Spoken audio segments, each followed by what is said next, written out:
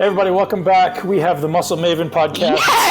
Yes! Oh man, I am re-recording that and posting it everywhere for the rest of my life. I've made it, Mom. I've made it.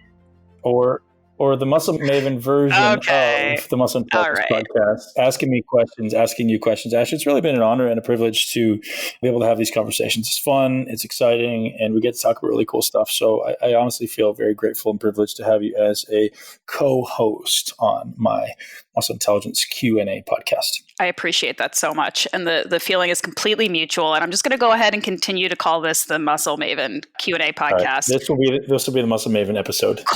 Asking Ben questions. Okay. So tell me what you had for breakfast, Ash. I always want to ask you, was it avocado and eggs again? Yeah, it was. Is that boring? I'm going to get you on an off day one of these days. Yeah, I know. That is kind of super boring. But you know what? I'm actually, because I was traveling, I've been traveling a lot. I was in Montana and then I was in New York for a while. And whenever I'm traveling all the time, I really like to kind of reset. And I tend to reset with carnivore because I just find it the easiest. But there's some really ripe avocado in front of me and I just kind of had to do it. And I just know it feels good. I'm going to eat some carbs later after I work out. But it's just such a go-to.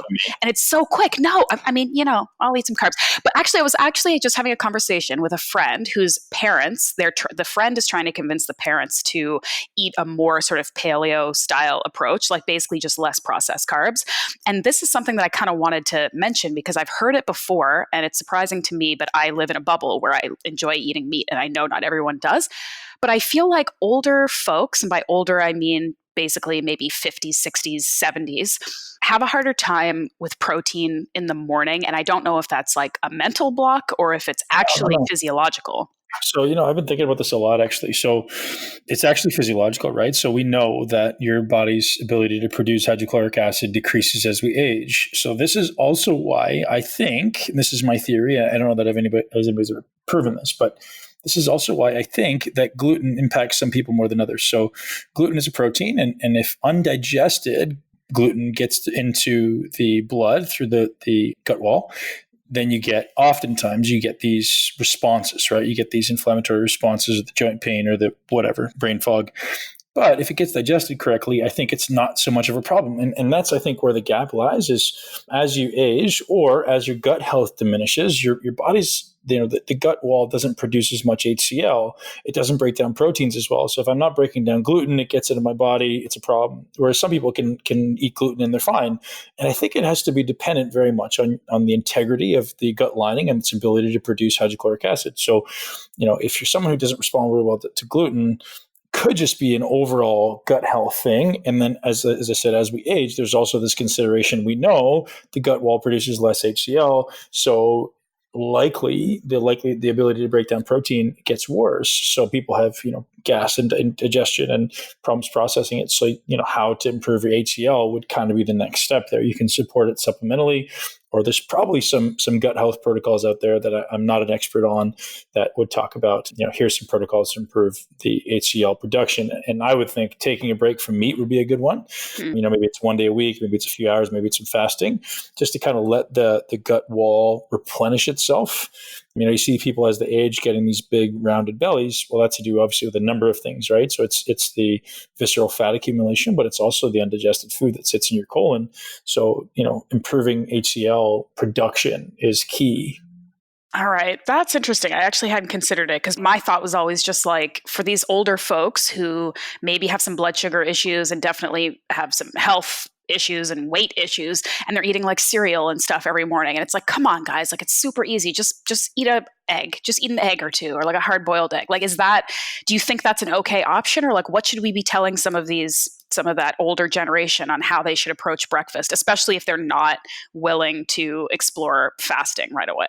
Well, improve your gut health, step one, right? But I mean, certainly protein's always going to be better than carbohydrates for breakfast, unless you're going to have a hard workout right after. But even then, it's probably not necessary, So finding a way to get something protein, and eggs is obviously awesome. And even if it's like 2 yolks rather than like the whole egg. Hey, I don't want to eat the whole egg. Let's just have 2 yolks and throw the whites away. And like the funny bodybuilders probably think I'm being blasphemous now. Like, I don't know how many bodybuilders have thrown away the yolks, myself included, but I think reversing it now, realizing the benefits of the yolks and zero concern about cholesterol, which is, hopefully people realize that cholesterol is massively misunderstood. Actually, one of the presenters at the Health Optimization Summit did a really good job of explaining how that works. I'm hoping to get him on the podcast soon. But yeah, so get some proteins in, get some fats in. It doesn't have to be a massive amount, but something. And nuts is not a good idea. It's got to be something that comes from an animal. Mm-hmm. Speaking of that, because this is kind of timely news, have you seen this post making the rounds all over social media about the new red meat study that shows that there is actually no need to not eat red meat and that it's good for you? And we're all like, yeah, guys, we know. But we're surprised, right? Yeah. But it's huge. Right. I mean, it's making the rounds. So, but again, is it making the rounds just with the people who are paying attention to this stuff, or do you think that the New York Times article, wasn't it? I'm trying to look now. I see it like Rob Wolf posted, like everybody posted. I don't know. Here's why that's out. Why do you think that's out? Because New York Times is trying to capitalize on publicity around the vegan movie. And rather than going, hey, veganism's the best, and jumping in the bandwagon, and everybody going, oh yeah, I already know that, they're going to throw something out there that's the controversy, right? This comical vegan movie that's out with Arnold and James Cameron, and people are getting behind it like, oh my goodness, this is such an amazing discovery that veganism can maintain performance and health. It can't. Like, don't kid yourself, right? Like, I'm not against being a vegan if that's what you think is good for you morally, but it's not a healthy choice. Maybe some very small subset of the population can rationalize that based on their genetics. But as a human being, you're meant to be an omnivore. You're meant to consume some type of animal products. Mm-hmm. And the only explanation for me is if it's moral. Yeah, I guess I just think back to sort of this similar sort of cycle that happened when some studies came out that were like, surprise, actually fat's good for you. And like that whole kind of 50-year campaign to get rid of all fat in food and just replace it with chemicals and sugar was actually a bad idea. And it still has taken years and years and years for that information to start to reach the mainstream. And it still hasn't completely, right? Like there's still tons of fat-free things and people who are scared to eat dietary fat and all of these things. So I guess I'm just skeptical when stuff like this comes out. I'm like, great, like the people who already know this will share it and reshare it, but like people who need to hear it, are they going to hear it? I don't know. I think there's still confusion, right? And even at a high level, there's confusion because people associate fat intake with cholesterol intake, right? Yeah. So if I take in a bunch of fat, well, is my cholesterol going to go up? And the answer is yes, it will, but not because of it being a bad thing, right? So just people have to understand how all these things interact and how they work. So cholesterol is not a bad thing. Cholesterol is a carrier, right? So it's just an indication of having higher triglycerides. Then you have to ask yourself, well, why are my triglycerides higher, right? Are my triglycerides high because I'm eating a bunch of sugar and my body's dumping the saturated fat back into my bloodstream? You have to think about how that stuff works. So just the ignorance at all levels, right? Even to the highest level, nobody yet is explaining it. And it takes 20 years for this stuff to finally make its way down to the younger generation. It's like, my dad's diabetic and overweight and doesn't move. And I'm like, hey man, all you got to do is a ketogenic diet. And he'll do it for 3 days and then it's gone, right? It's like, I decided to go and have some whatever sugar. Mm-hmm. So they just are of the belief of like, I can't do that. It's not healthy for me because then my cholesterol is going to go up, my triglycerides are going to go up. And in their mind, it's a linear relationship. If I eat more fat, my fat will go up. They don't understand how it works. Right. It's also, I think, important to remember or to know that cholesterol actually is crucial to our health because our brains are made of cholesterol. Like we need cholesterol for our brain to function. And that's one of your big things, right? Is brain function and optimal brain function. So, I mean, we need to have, it's about sourcing it. It's about getting the right stuff. It's about figuring out the specific dietary requirements that you have. But to say that cholesterol, we've turned it into a bad word when it's not. It's actually a very important part of the diet. Yeah. So all it is basically, so the way that I understand it, and like I said, I'm not an expert, is when there's fat present in your blood, cholesterol is a carrier protein that carries the fat where it needs to go. So it's not necessarily a bad thing, right? And I think people need to understand that. And again, like I said, I'm going to have somebody on the podcast who I have my eye on, and I'm going to get him on to explain like, hey, this is how this stuff actually works in the most simple way possible. He had the best explanation I've come across yet. But again, I don't want to speak out of turn and act like I'm an expert because I'm certainly not. But we just know that having high levels of cholesterol is not necessarily an indication of anything bad. It could just be like, hey, if you're on a ketogenic diet, your cholesterol is going to go up. It's not necessarily that you have cholesterol that's bad. It's the type of cholesterol that seems to be more correlated with negative health scenarios. Got it. Okay, I have a quick question that came through social media that is sort of indirectly related to food. So that's going to be my segue. But I'm interested in this because I've mentioned to you before, we've talked on the podcast about pumps and getting pumps and the importance of pumps in the gym, right? And this question is from someone who's asking why they cannot get a pump in the gym, even though they have increased their sodium and carbs around their workouts. They're wondering what the issue is. And I know you need probably more information, like what actually is their diet, what kind of workouts are they doing.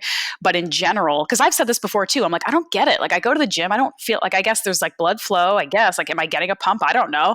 What could be some issues for people who are going in there trying to work on that and they're not getting it? Interesting. Right?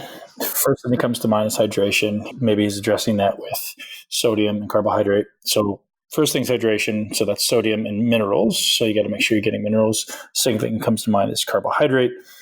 Making sure you're getting enough in and around the right time. Third thing that comes to mind is, I was going to say like, When you were eating keto, were you able to get a pump in the gym? No, not really. Not really. So it's very typical, right? Your glycogen levels are low. So here's the maybe separation is people have an ambiguous definition of a pump sometimes, right? So a pump could mean like the engorging with blood. Sometimes pump people think is, hey, I've got some lactic acid accumulating. So this person could be engorged with blood, but not accumulating lactic acid. The lactic acid is a byproduct of the energy system that you're training in, right? So if I'm training in the glycolytic system, meaning I'm in an anaerobic state, so I'm likely breathing heavy, my body produces more lactic acid or hydrogen ions, which gives me this burning feeling. So it could just be the type of training that they are subjecting themselves to, like you kind of alluded to there, is if they're not getting into this place where their body's in an oxygen debt or an oxygen deficit, where they have to start, breathing heavy during the set, maybe they're not accumulating enough oxygen deficit to produce lactic acid or produce hydrogen ions. That's one option. Carbohydrates have to be there in abundance to be able to produce those hydrogen ions. And maybe I'm going down the path of like nitrogen retention. So maybe it's a nitrogen thing. So maybe they're not having enough nitrogen-rich foods. Maybe they're very, very hypocapnic, which is like low CO2. I mean, there's a bunch of things that it could be. So here's something to try. That's really interesting to experiment with is, I just did that course with Patrick McEwen on the oxygen advantage. He's been on the podcast and talking about how to increase nitric oxide in your lungs and in your blood through breath holds. And experimenting with that is really interesting as far as getting the blood vessels to dilate and maybe produce more nitric oxide. So doing 5 to 10 second breath holds before sets. So you'll do 3 or 4, slightly extended breath holds. And then when you're done holding your breath, you inhale through your nose. So apparently when you're holding your breath, there's an accumulation of nitric oxide in your nasal cavity. You inhale that, dilate your bronchioles, improves your ability to breathe, improves your ability to exchange oxygen with the environment, and thereby hopefully improves oxygen delivery, nitric oxide delivery to the tissues. Interesting. That's probably more complicated than anyone wants to hear, but here's what the long and short of it is. That's why they come to you, Ben, for the intense, complicated answers. There's simplicity and complication in these podcasts sometimes. Well, again, here's the answer. Try holding your breath, right? So exhale all your air, hold your breath. When you're done holding your breath, when you feel the desire to breathe back in through your nose, fill your lungs with that nitric oxide that's been accumulating in your nasal cavity, and then blow it out, and then try to do a set. You may want to repeat that 3 or 4 times, but the more kind of CO2 you can accumulate, the more nitric oxide you can accumulate. Theoretically, the better your exercise will be. And again, if you want to learn more about that, podcast with Patrick McEwen was amazing, and so is this course. If anyone is interested in learning about how breathing is impacting your brain and your body, I highly suggest you go to oxygenadvantage.com and check out Patrick. Okay, and we'll put a link to that podcast in the show notes too. Okay, I have another question that I'm really excited to ask you, and it may be another Ben and Ashleigh showdown, woo-woo versus skeptic, Mulder versus Scully here.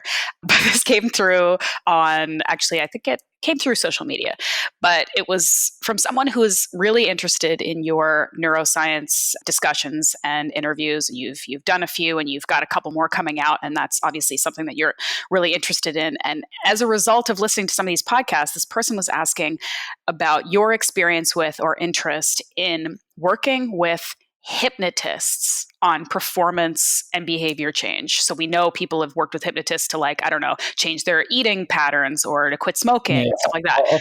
I have no idea. Like, and I'm not gonna like you with the plant medicine situations. I have no idea. Like, I don't think I'm very suggestible. Mm-hmm. I think my BS radar is too high, and I think there's a very high correlation with the level of suggestibility and actual probable outcome with a hypnotist. So I would say I don't know if it's useful. I'm not against it, but I also think that, I think there's maybe better ways to go about it. But then again, I don't know, right? Like, you talk about people who are psychics and hypnotists and stuff, and I'm like, I kind of put them in the same category, right or wrong.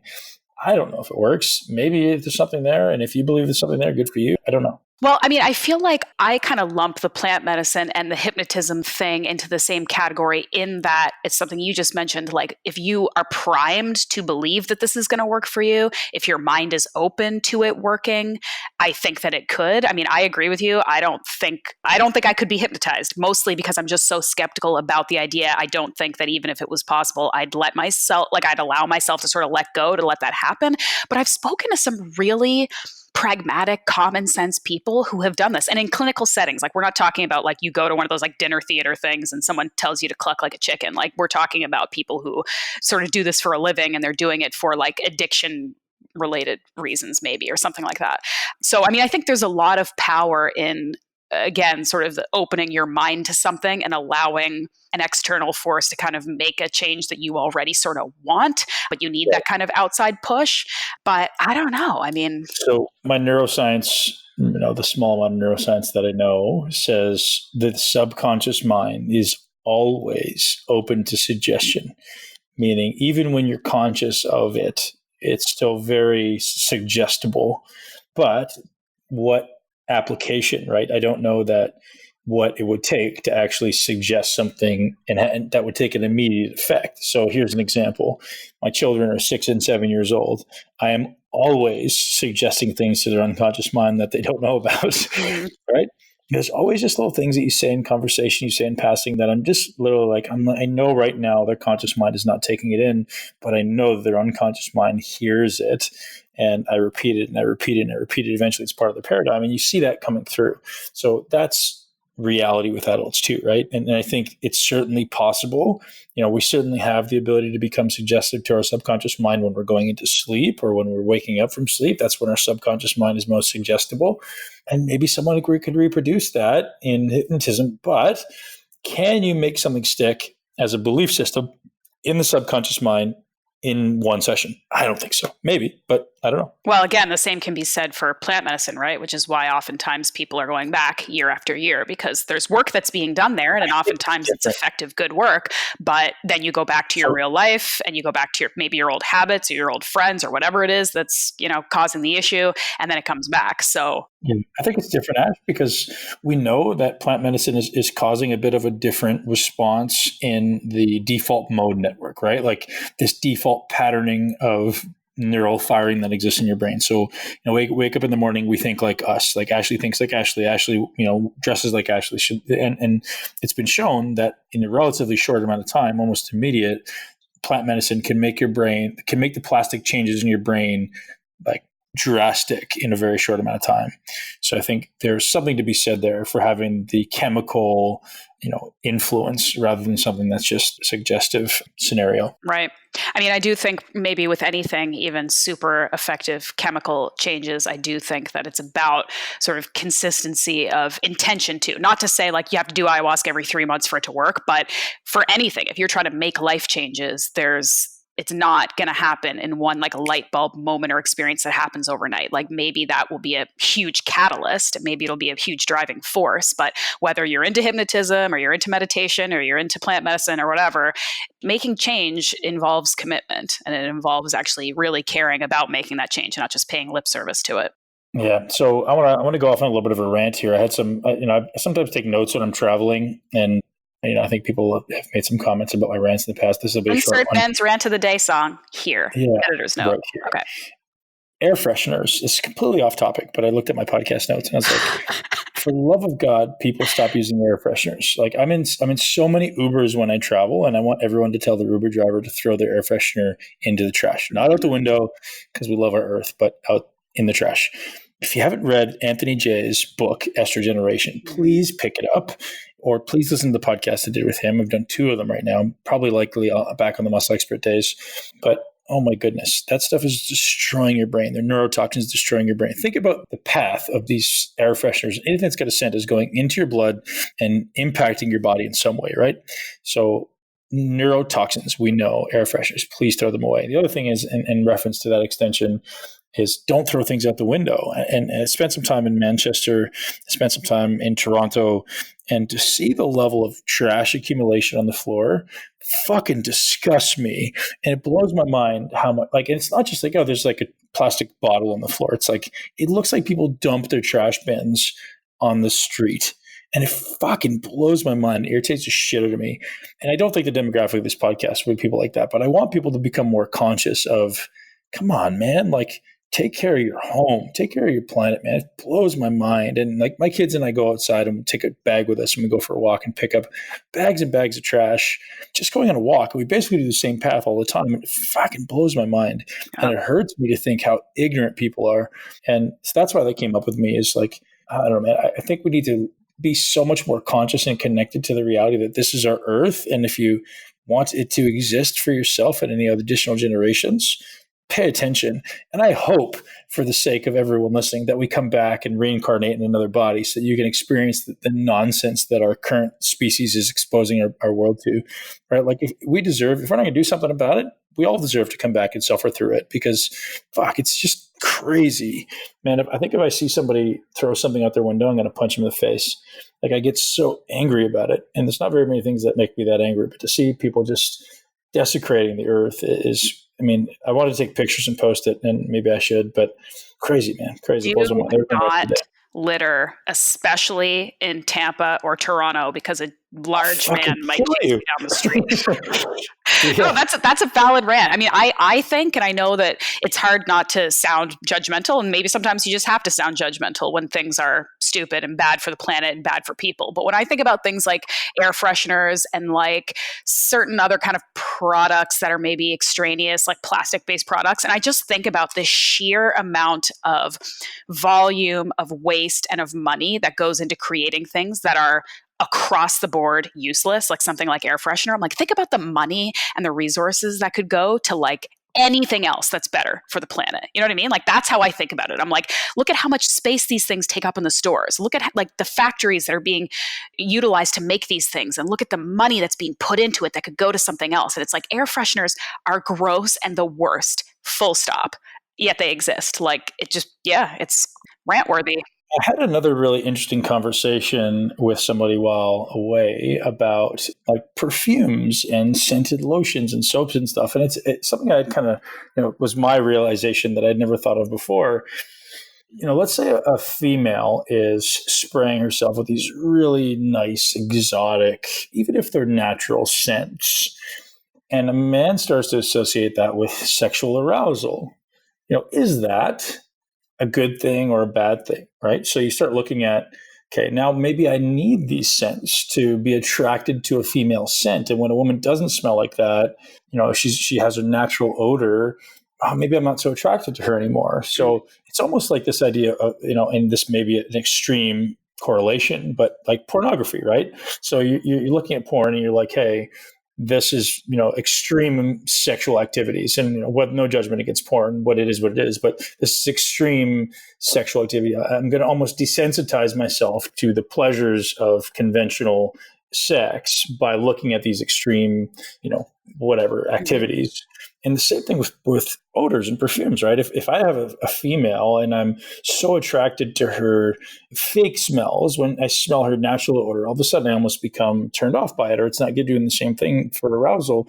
There's something to be considered there, right? Like in a relationship with your spouse, like maybe learning to become attracted to their natural pheromones, their natural odors, and not being addicted to the necessity of them smelling like an Estee Lauder, perfume counter.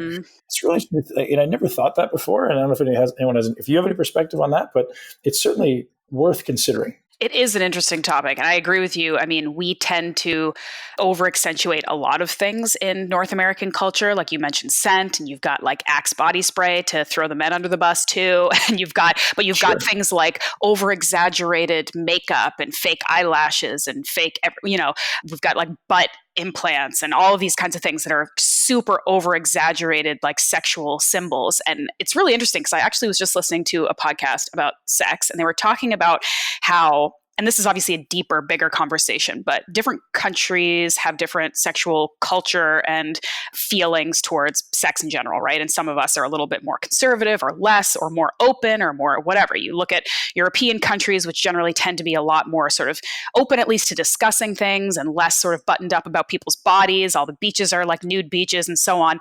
But they talked about specifically with regard to porn, that countries and cultures that are less, I guess, I'm trying to find the best word for it, but more open to talking about sex. There's less shame around sex. There's less sort of hang-ups around sex in general. Their porn tends to be more reflective of the kind of sex that the people are actually having. Whereas in countries where we tend to have a lot more maybe religion or just cultural-based shame around sex and enjoying it and what we like and what we're into, we tend to have much more exaggerated, cartoonish porn. So you look at, typical, stereotypical sort of North American porn, which is just like big fake boobs and like giant dicks and like just kind of ridiculous over the top sort of sexual performances that aren't really what people are doing in real life most of the time. It's because we are trying to look at something that doesn't connect to us, which will make us feel shame. So we're looking at this thing that just looks ridiculous. It's like a Michael Bay movie of porn that's just so over the top. We don't really connect to it. It's kind of interesting and like fun to look at, but we don't have to think like, oh, this actually looks like me. This is what I'm doing. And people feel shame as a result of that because people feel shame about sex. So anyway, big, long, deep conversation. But I mean, I think that's actually a really interesting thing to consider, and how the larger sort of cultural things that are sort of put on us, and that really reflects in how we present ourselves to the world and how we think about ourselves as sexual beings. It's really interesting. Yeah, and even how we articulate sexual interaction, right? So, and again, porn perpetuates this, but like most men, at least in my experience, seem to have some desire to have this dirty talk with females, and females like it too. And there's this interesting fine line that exists where like, there's always like, oh, you're being dirty, you're being bad, you're making all these allusions to this being in some way a negative thing, or, but I'm like, whoa, but wait, hold on. Is it supposed to be that way? And I guess, there's some arousal that happens from that because it's this taboo scenario, like, hey, you're not supposed to be this way, like bad schoolgirl kind of thing. Right.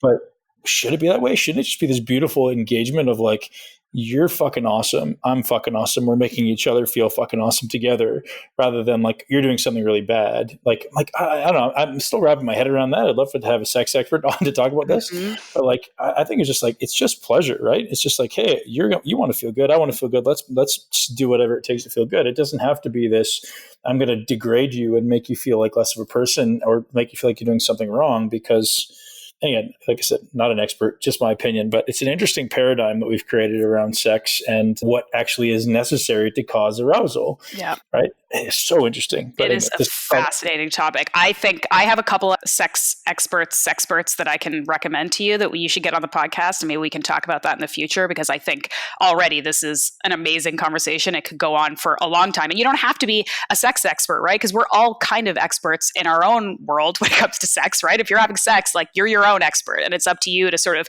talk about these things and learn about it. And I think ultimately, having less personal shame about whatever it is you're into or whatever you want to do is the way forward, and how we kind of explore that is what's important. Yeah. I love all of the places that this podcast went today. Well, right? I didn't see it. Yes. I didn't see it going this way. I'm pretty sure this is the Muscle Maven podcast, isn't it? This is why not the we're Muscle talking Fitness about. podcast. That's why we're talking about sex. I get it. Blame me for it. That's cool, man. Yeah. So I want to wrap up with one thought that also is in my podcast notes is I want everyone listening to, we're all striving to live our greatest life, right? We're all striving to upgrade our life in some way, whatever it is for you, whether it be body, mind, relationships, finances, whatever it is. And the thing that I really got thinking about very, very recently was your beliefs, right? What are your beliefs? And I think I've talked about this on a podcast in the past where, the beliefs that you have right now are not in fact your own, right? People believe that, I believe in this and I believe in this and bullshit, right? Everything you've done into your life to this point, for most of us, until you become very conscious of your beliefs, has been an attempt to accept or to be accepted in society, to receive love or to be accepted within your community from the time you're a child. The belief systems you have or the things that you like or the things that you wear or the words that you choose are not by your own choosing. They're by your attempt to receive acceptance, love into this community.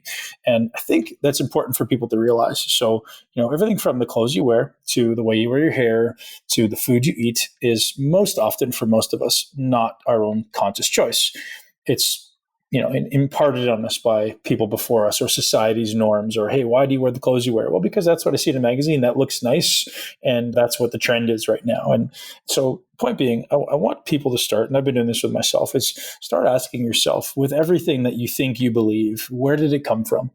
Is it a real belief or is it a story? And I want you to challenge that concept, right? It's like, what is this that I actually believe and why do I believe this? And, and the reason I think this is important is because beliefs create expectations. And when you have expectations in a relationship, whether it be a personal relationship or a business relationship or a new encounter, my expectations on you determine how the relationship's going to go. If you don't meet my expectations, you and I aren't going to be friends. I'm not going to be happy with you. There's going to be some type of disconnect. But if I go into a relationship and I don't have any beliefs about who you should be or who you are or anything like that, I just go in there and perceive. I just go in there and allow you to reveal yourself to me. And I place no judgment on the conversation, no judgment on you.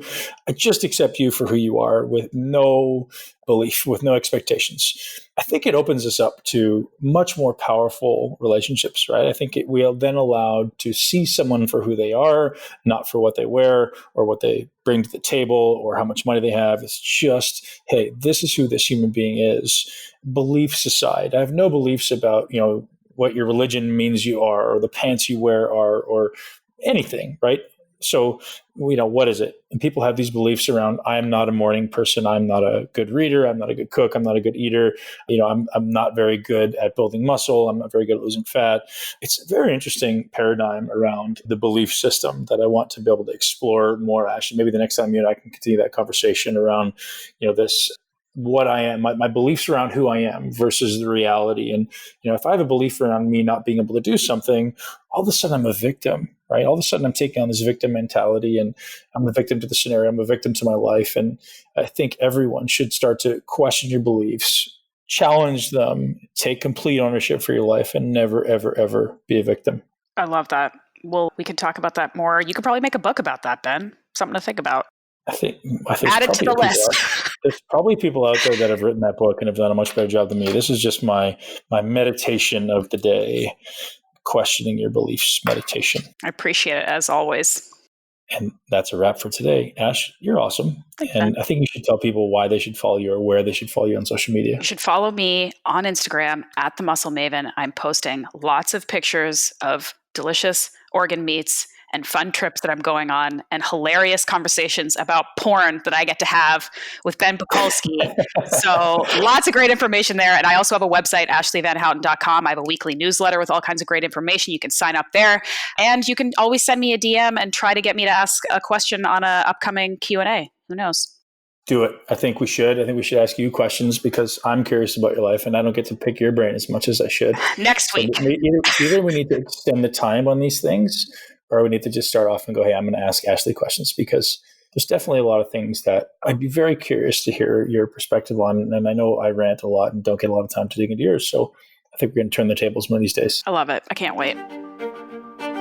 Thank you so much for tuning into Muscle Intelligence. If you enjoyed today's episode, please be sure to share it with at least one person you know. And make sure you're subscribed so you never miss an episode. This podcast is for information purposes only. The statements and views on this podcast are not medical advice. This podcast, including Ben Mikulski and the producers, disclaim responsibility for any possible adverse effects from the use of information contained herein. Opinions of guests are their own, and this podcast does not endorse or accept responsibility for statements made by guests. This podcast does not make any representations or warranties about guest qualifications or credibility. This podcast may contain paid endorsements or advertisements for products or services. Individuals on this podcast may have a direct or indirect financial interest in products or services referred to herein. If you think you have a medical problem, consult a licensed physician.